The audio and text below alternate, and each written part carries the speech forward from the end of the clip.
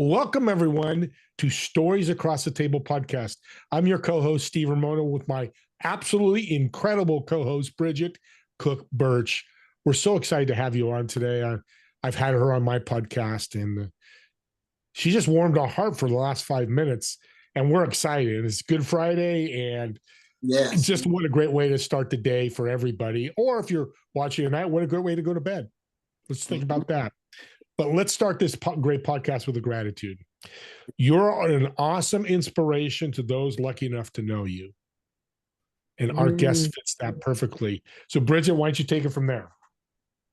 Yes, Paula, you do fit that perfectly. What I want to know is what would you say is the most influential story, the most impactful story that has ever changed your life? What is that? The parable of the Good Samaritan. Even as a little child, I gravitated to that story because it was compelling. It was a man that was stranded on the side of the road, injured, hurt, and two people went by and neither offered assistance, but the third person offered assistance. And not only just, oh, I feel bad for you, here's an aspirin, but he picked him up and he put him on his animal, his donkey, and he took him to be to the doctor, to the next town, to the doctor, and not only that, he paid the bill and then said, hey, if there's anything else, let me know, I'll take care of it. And the takeaway was, and this was because Jesus was telling the story, but he said, go do likewise. And that was, to me, a command, a clear command, even as a child. And so I would do things to help folks that where somehow life had left them stranded on the side of the road. And it just continued. That's just that story. Hence why we call ourselves the Good Samaritan Project, because it's true. We do have an obligation to help if we can. Did you ever find yourself, Paula, in that same situation? Have you ever been emotionally or physically stranded on the side of the road? And pick a decade. Pick a decade. I've lived 6 of them, so there's one in 6 of them. You've had 6 lives so far. 6 lives so far.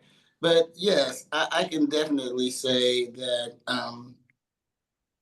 going through the cancer journey, when I first came to grips and understanding what that meant, I did feel broken and just left on the side of the road, and the systems and things that I had trusted in no longer were serving me. And I needed somebody to help to reach out and help me, because I couldn't help myself. And that was what the cancer journey was like for me. So what age were you when you discovered you had cancer, and what kind? I discovered I had breast cancer, 25 years ago. Oh, well, it's been 20 years, 2005.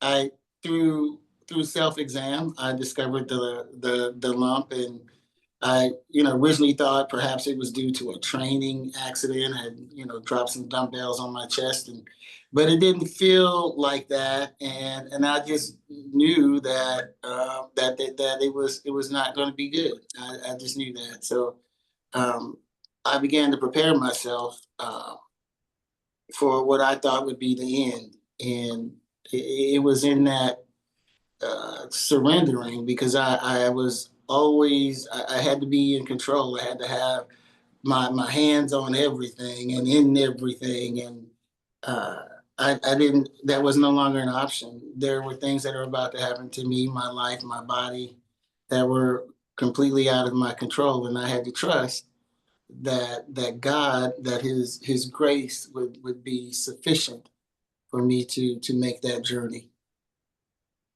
Well, Paula, your cancer journey, as you were telling us, has led to some powerful, wonderful, beautiful things that happened to you. What's happened as you go through this journey? What things have changed that have been winners for you? Well, there's definitely, well, in 2005, when I discovered the lump, I had already begun training to be a bodybuilder. That was an aspiration of mine that I had to put on the shelf for 15 years. I didn't do my first competition until about 10 years ago in 2016. So it was my it was the focus. It helped me through the treatments, through the mastectomy, through the chemotherapy. The cancer was aggressive. It got into 21 lymph nodes. And so they definitely pulled out all the stops because of my age. I was under 40 at the time, and the progression of the cancer that they had to, but that process and that process, I really began to discover who I was and really who God was. That he's not a genie in a bottle. He's not gonna you get three wishes and all of that. Sometimes God heals us in the process. And my prayer was like, God, you can heal me, because I was definitely strong in my faith then. And I'd seen him do it. I'd seen him. Some people were instantaneously healed, but for me, he wanted me to go through that journey, that process. But his promise was that his grace would be sufficient and he would be with me, and he was. He was. And Bridget, she's going to tell us a story real quick. Tell us a story about you're going through cancer treatment, but you're also doing bodybuilding competitions. Yeah. And tell us that story, because it was life changing for me when I heard it. Well, just having the I don't know what I was thinking at that time, but I still had the port in, and so you could visibly see the port because my body had reconfigured differently, so the port was still standing out. I had not had revision or my second breast replacement, and so all of that the cancer years were evident. You could see that, but I didn't let it deter me. I just determined that regardless of the the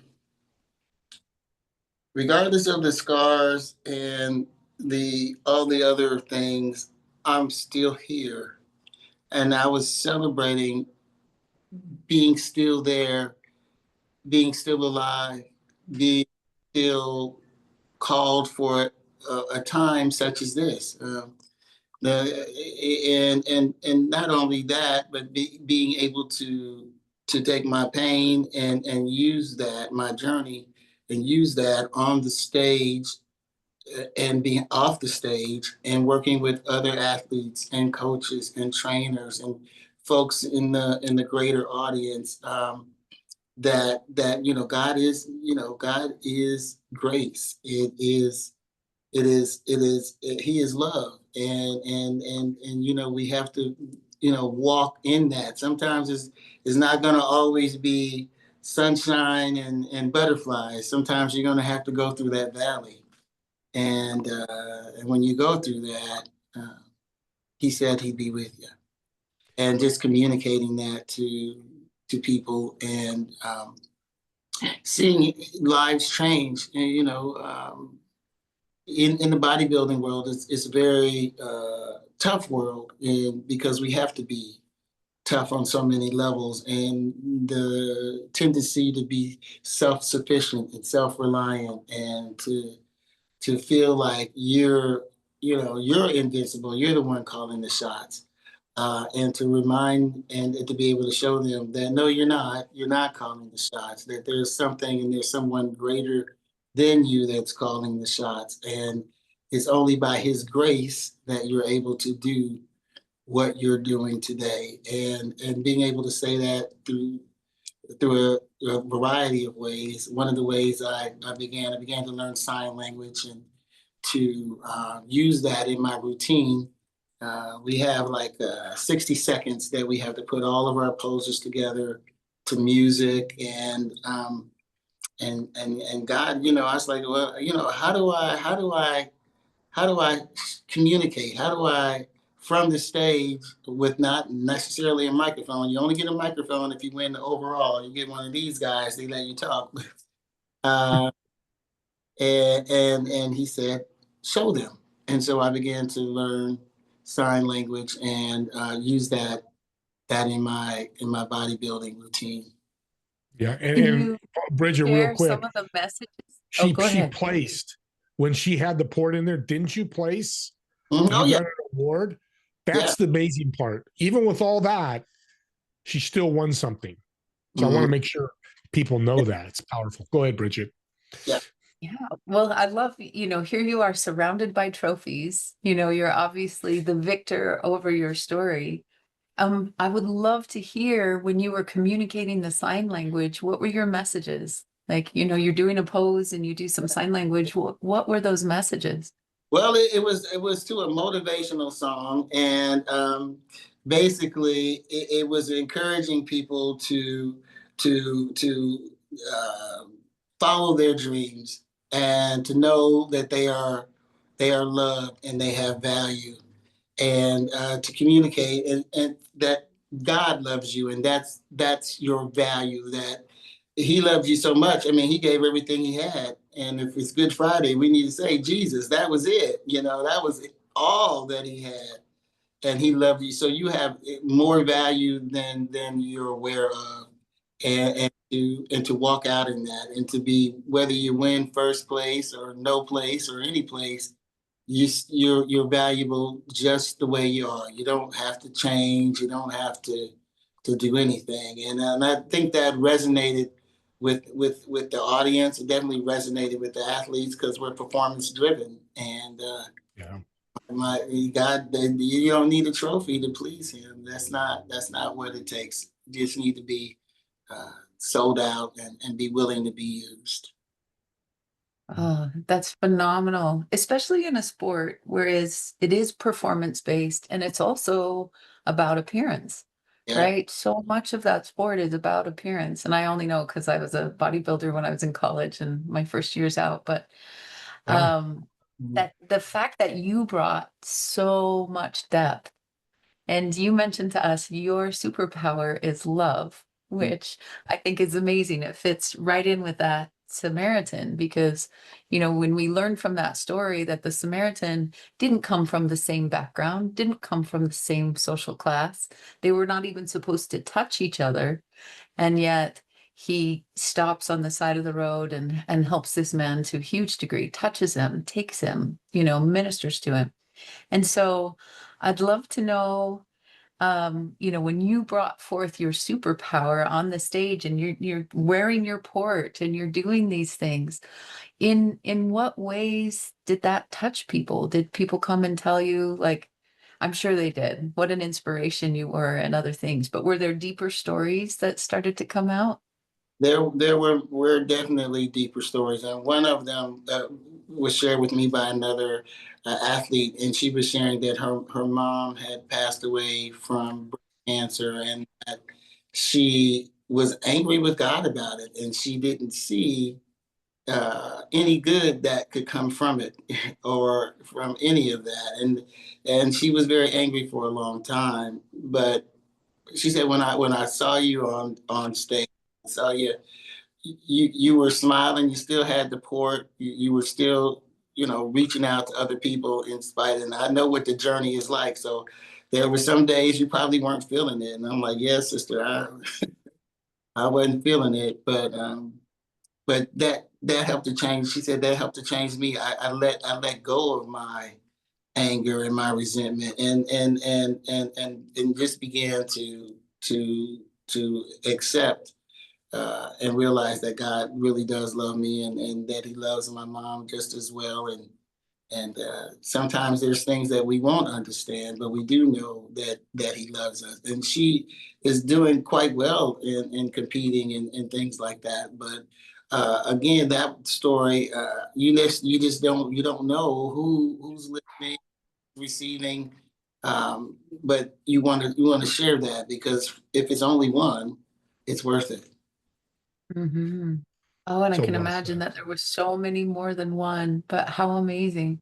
Can I share? I've been touched by two things. You mentioned first you went into surrender to whatever God had for you. You let go of all the control, and then you went into, as long as you walk with me on this journey, I'm going to be okay. So you surrendered to the situation. But I noticed you said you still had this vision that you kept in forefront in your mind of becoming this bodybuilder, of being this bodybuilder. And I have noticed patterns because I love stories, but I've noticed patterns of people being able to heal faster or heal and overcome when they have a vision of something greater Yes. in their minds and hearts, especially minds and hearts. Did you find that? Yeah, focus. I tell you, following one Mm. feel successful. I had to do the things, but in front of me the whole time was this is in order for me to be able to be on stage, to be competitive, to be here for my family, to be able to run Blooms and Petals, to be able to do anything. I right now need to focus on following this course through this valley, if you will, so that I can get to the other side where my destiny really is. So I became like an advocate against cancer. I did several things. I did a national campaign for the YWCA. Worked with Lance Armstrong and his crew to raise money for cancer research and Amgen in 2005 through 2010, and pioneered and subjected myself to some experimental cancer Mm. are now mainstream because they told me I had a 11 to 13% survival. So I was like, well, sure ain't gonna hurt anything. Hell, yeah. Well, there you go. Mhm. Wow. I didn't know it was that low, Paula. Thanks It, for sharing that. That's yeah, powerful. yeah. So just taking it on, and saying, hey, cancer, you picked the wrong one, and yeah, you picked the wrong one. And, I'm glad we're all laughing because it's a laughing of a beautiful message. I want to ask you, you got all those awards around you, and I've talked to many athletes. I've had awards, but these awards are a little different for you. What do they really mean to you, having those around you and winning those?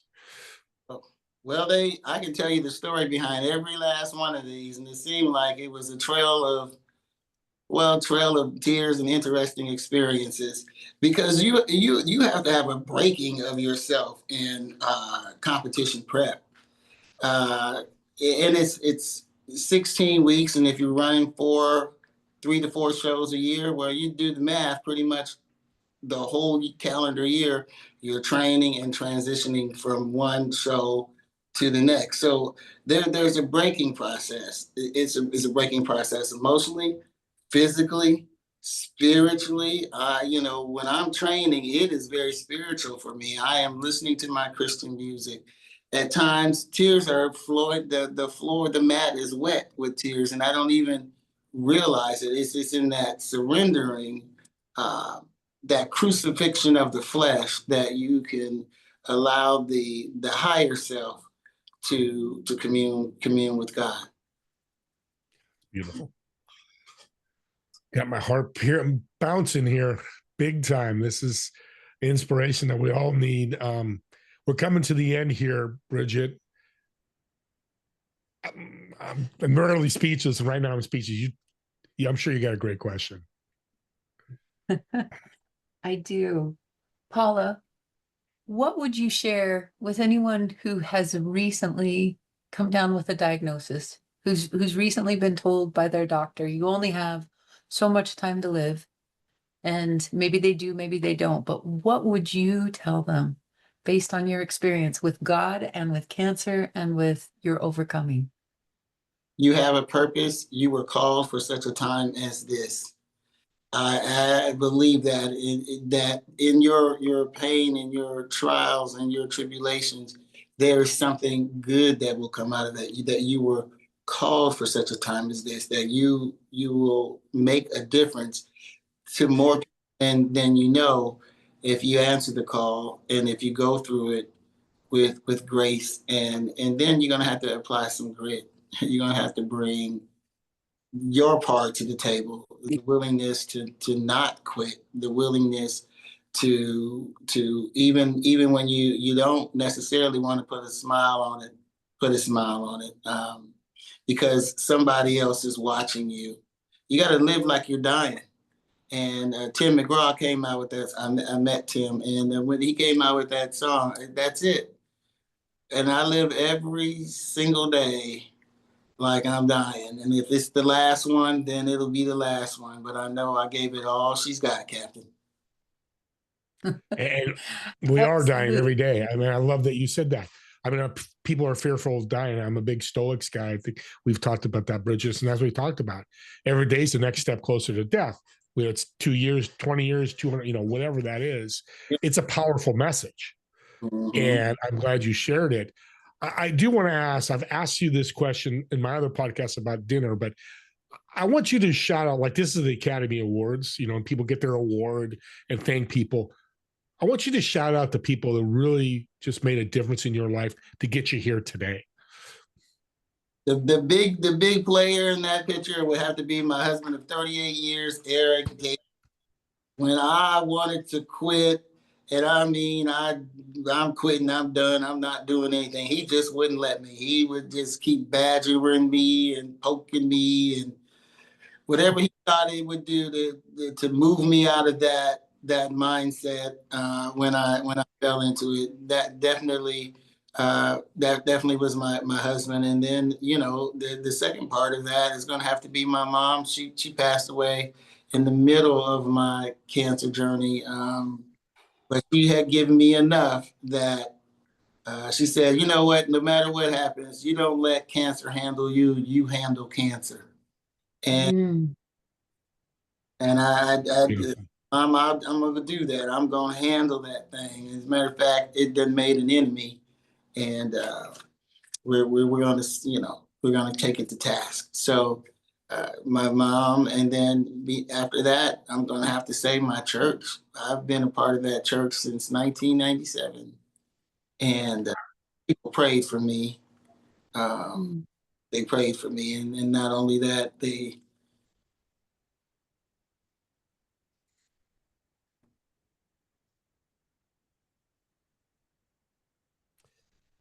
It's okay. You're gonna make me cry a little bit here. That's powerful. It's powerful. They showed up for meals, for treatments, for surgeries. It was almost like a family picnic in the waiting room whenever I had a surgery, because it would be, and they would hunker down and might be there for 7, 8, 9, 4 hours. But they in that hospital, and I believe that changed a couple of the oncologists I had were not believers. They definitely felt like they were God with a small g. And I still keep in contact with them, but they experienced a change. They began to realize that there's something higher than themselves, and that there's something else to this world and to this thing than just myself or who I think I am.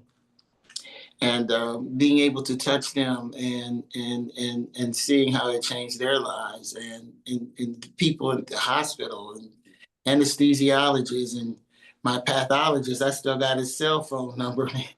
It was relationships and walking through that process. So I'm going to say those were the big three, but certainly there were other players. God sent Good Samaritans all over the place, whether they realize.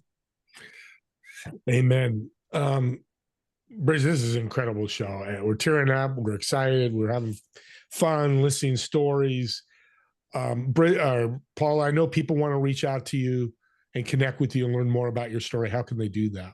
Well, they definitely can reach out to me at my website, Fit Forever Health and Wellness. I also recently published a book called Grace and Grit, my journey from brokenness to breakthrough, that talks a lot about those experiences, but it also has the scripture that undergird that journey, and I want people to realize that if it had not been for God, where would I be?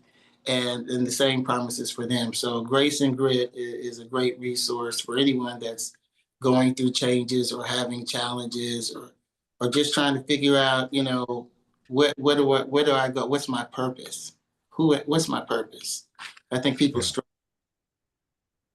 a lot. Oh my goodness. Bridget, I'm going to have to last recommend words. that to a lot of people, that's for sure. Yeah. Also, how can we get involved with your Good Samaritan Project? Yeah, the Good Samaritan Project is wonderful work. It's really built on 5 pillars. Of course, our fundamental basis is the Good Samaritan parable, but we serve families, youth, and elders. Then after that is economic development, entrepreneurship, cultural celebrations and unity. And then we work with law enforcement, military, and veterans. And then the 5th is health and wellness for the mind, body, and spirit. So we have programming in all of those areas. Definitely you can support us by volunteering or becoming a part of the Good Samaritan 100, which is our support club that supports us financially on a monthly basis. Fabulous. Last words, Bridget? Good Samaritan Project.net. I mean, there's some things here I don't know to see regarding the Good Samaritan and some of the projects and things that we've worked on. But my goal is for Good Samaritan to be a national organization, and we're looking in the next couple of years to opening up chapters across the United States, where people can take this same concept and apply it in their community, because we need that. We've got to get back to that, being one nation under God, indivisible, with liberty and justice for all. And I think that the Good Samaritan can help us do that. Well, I'm going to be a Good Samaritan, Bridget. You don't know this is coming. Maybe you do. So audience, the first 5 people I'm going to donate once we get done. We'll have the link. I'll donate. But anybody that donates, it doesn't matter the amount. I'm going to send you Grace and Grit for free. Just make sure you reach out to Paula, say you donated.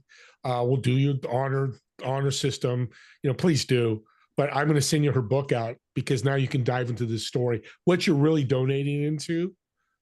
So go ahead and reach out. If you reach out to me or Bridget as well, tell us you donated. I'll make sure we get you a book. How's that sound, Paula? That sounds amazing. Thank you so much. I appreciate that. I really do. You're so welcome. And thank you, audience. And Bridget, thank you again for being a great co-host. And we'll see everybody. We want to thank you, me, Paula, and Bridget, for watching or listening to this podcast. And we'll see you all in the next episode of Stories Across the Table podcast. Have a wonderful day. Take care. Thank you.